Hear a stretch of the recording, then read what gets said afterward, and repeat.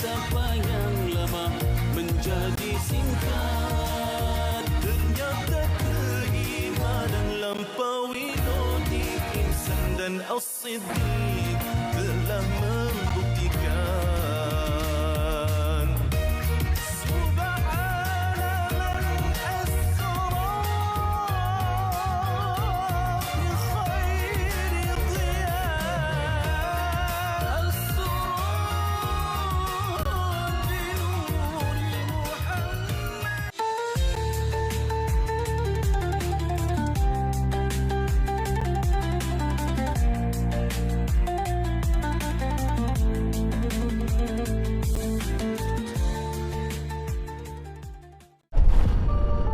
Buli bukan gurauan dan buli juga bukan sekadar kata-kata.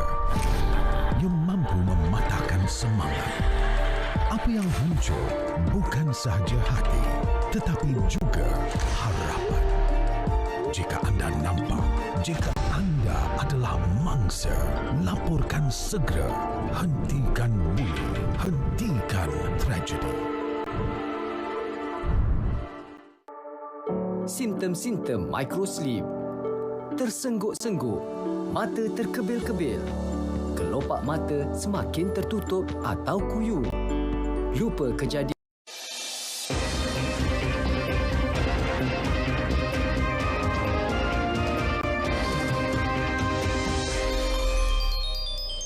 Assalamualaikum, salam Malaysia Madani. Tepat jam 10 berita dunia kita mulakan dengan perkembangan berikut. Sekurang-kurangnya 10 rakyat Gaza terbunuh